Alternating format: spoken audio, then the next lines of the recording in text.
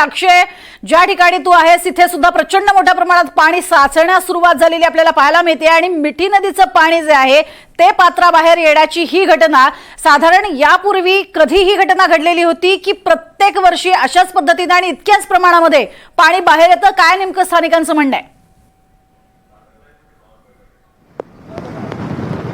आपण जी माहिती प्रज्ञा घेतली स्थानिकांकडनं, काही प्रमाणात पाणी बाहेर येतं, मात्र आजची दृश्य वेगळी आहे। आज आपण जर बघितलं तर मिठी नदी दुथडी भरून वाहत आहे आणि मिठी नदीच्या बाजूचे रस्ते देखील त्याच पातळीने त्याच लेवलने हे दुथडी भरून वाहत असल्याचं चित्र आपल्याला बघायला मिळतंय। आपण बघतोय की ज्या भागातनं मिठी नदी वाहत येत आहे त्या ठिकाणी पूल आहे, जो कुर्ला स्थानक परिसरातनं ज्या ठिकाणी बस गेली, मात्र तो पूल देखील अक्षरशः आपल्याला दिसून येत नाही। त्या पुलाच्या टोकापर्यंत पाणी आलेलं आहे आणि अशा पद्धतीचा जर पाऊस राहिला तर कधी त्या पुलावर देखील पाणी येऊ शकतं।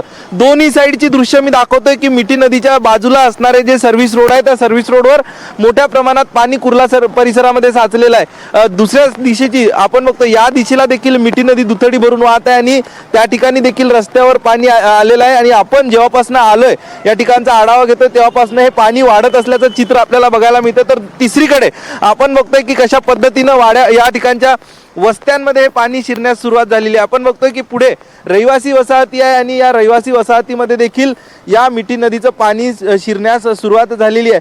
काही कमी प्रमाणात पाणी या ठिकाणी शिरतंय, मात्र जर पावसाचा जोर कायम राहिला तर याची पाण्याची ही देखील पातळी वाढू शकते। त्यामुळे प्रशासन आता अलर्ट मोडवर आहे आणि प्रशासनाच्या माध्यमातून देखील या ठिकाणच्या नागरिकांना जे आतमधले वाड्या वस्त्यांमधले लोक आहेत, जे चाळीमध्ये आहे, ज्या इमारतींच्या खालच्या मजल्यावर आहे, या सगळ्या लोकांना या ठिकाणावरून बाहेर पडण्याच्या सूचना केल्या जात आहेत। काही ठिकाणी एनडीआरएफचे पथक हे आतमध्ये ज्या निमुळत्या गल्ल्या आहेत त्यामध्ये दाखल झालेले आहेत, त्यांच्या माध्यमातून ही सगळी परिस्थिती हाताळण्याचं काम केलं जाते। मात्र पुन्हा ही दृश्य हे स्पष्ट करतंय की नेमकं किती मोठ्या प्रमाणात पाऊस कोसळतोय आणि कशा पद्धतीची परिस्थिती कुर्ला परिसरामध्ये उद्भवलेली आहे।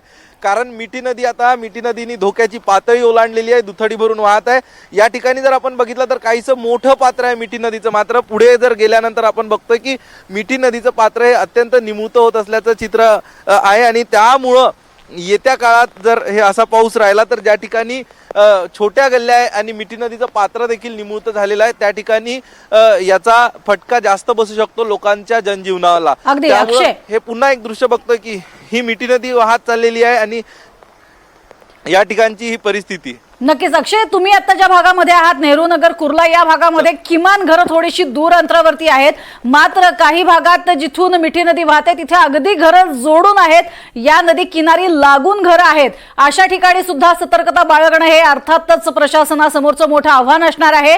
अशा लोकांचं स्थलांतर करायचं कुठे? जर पाण्याची पातळी वाढत गेली तर अशा लोकांना नेमकं कुठे हलवायचं? कारण प्रचंड मोठ्या प्रमाणात झोपडपट्ट्या दोन्ही बाजूनी आपल्याला पाहायला मिळतात। बांद्राकडच्या भागामध्ये, वांद्र्याकडच्या भागामध्ये, अशा भागामध्ये नेमकी काय सतर्कता बाळगली गेलेली आहे? काही माहिती कळू शकली आहे का? सध्या आपण बघतोय की अशा परिसरामध्ये महानगरपालिका, मुंबई पोलीस आणि यासोबतच एनडीआरएफचे पथक दाखल झालेले आहेत। लोकांना स्थलांतरित केलं जाण्याची प्रक्रिया सुरू करण्यात आलेली आहे। ज्या ठिकाणी शाळा असेल, शासकीय इमारती असेल, हे ताब्यात घेण्यात आलेले आहे आणि त्या ठिकाणी आता लोकांना हलवलं जात आहे। कारण तेच मी सांगत होतो की ह्या ठिकाणी पात्र मोठं आहे आणि मिठी नदीच्या दोन्ही बाजूला सर्व्हिस रोड आहे, मात्र काही ठिकाणी मिठी नदी लगतच मोठ्या वसाहती आहे, घरं आहेत, त्या लोकांची बैठ्या चाळी आहेत आणि या ठिकाणी आता पाणी शिरण्यास सुरुवात झालेली आहे। त्या ठिकाणची देखील दृश्य आपले प्रतिनिधी अनुज यांनी पाठवलेली आहेत। ती परिस्थिती एकीकडे आहे आणि एकीकडे ही दृश्य आहे। हे दृश्य स्पष्ट करतंय की किती मोठ्या प्रमाणात मिठी नदीचा धोका या मिठी नदीच्या किनाऱ्यावर राहणाऱ्या नागरिकांना आहे आणि यामुळे प्रशासन अलर्ट मोडवर आहे। प्रशासनाचे अधिकारी रात्रीपासूनच लोकांना आवाहन करतायत, सतर्कतेचा इशारा मुंबईकरांना देत आहे आणि याचमुळं या सगळ्या परिसरातील लोकांचं स्थलांतर करणं हे अत्यंत गरजेचं आहे। ज्या ठिकाणी मिठी नदी लगत लोकांची घरं आहे आणि ते देखील केलं जातंय। एनडीआरएफच्या टीम त्या ठिकाणी पोहोचल्या अशी आपल्याला माहिती मिळते आणि एनडीआरएफच्या टीमच्या माध्यमातून देखील लोकांना सहकार्य करण्याचं आवाहन केलं जाते। पुन्हा आपण काही वेळापूर्वी आपण जर बघितलं तर कमी पाणी साचलं होतं, मात्र आता पुन्हा या ठिकाणी पाण्याची पातळी वाढतानाचं चित्र आपल्याला बघायला मिळतंय। वाहनं जे आहेत, आपण डिलिव्हरी बॉईज आहेत, ते देखील या अशा प्रकारच्या पावसातनं मार्ग काढतानाचं आपल्याला चित्र बघायला मिळतंय। अनेकांना आज सगळ्या शासकीय आणि खाजगी कार्यालयांना सुट्ट्या जाहीर केलेल्या आहे. त्यामुळं मात्र हे जोपर्यंत काही लोकांना माहीत नव्हतं त्यामुळं खाजगी कर्मचारी जे आहे खाजगी कार्यालयातले ते बाहेर निघाले होते. रस्त्यावर देखील अशी परिस्थिती आहे, वस्त्यांमध्ये देखील वसाहतींमध्ये देखील अशी परिस्थिती आहे. त्यामुळं सगळीकडनं मुंबईमध्ये होत असलेल्या पावसामुळे मुंबईकरांची कोंडी होतानाचं चित्र आपल्याला बघायला मिळतंय. नक्कीच. मात्र सध्या आपण बघतोय, तुम्ही दाखवलं होतं तेव्हा पाण्याची पातळी तुलनेत कमी होती. आता प्रत्येक तासागणी किंवा मिनिटागणिक आपण म्हणू शकतो पाण्याची पातळी वाढत चाललेली आहे. यावरती प्रशासनाचं अर्थातच लक्ष असणार आहे. मात्र दुसरीकडे प्रचंड भरती आहे, पाण्याचा निचरा होत नाहीये आणि त्यामुळे आता हे पाणी जे घराघरामधनं शिरतंय त्याचा कशा पद्धतीनं निचरा करणार हे पाहणं मात्र महत्त्वाचं ठरणार आहे.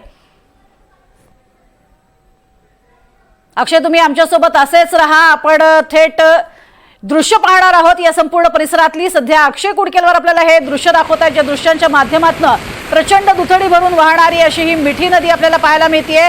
मिठी नदीनं हे जे रूप धारण केलेलं आहे, हे रूप पाहता आजूबाजूच्या ज्या वस्त्या आहेत, झोपडपट्ट्या आहेत, त्यांच्यासाठी सुद्धा हा धोक्याचा इशारा आहे. थेट जाऊयात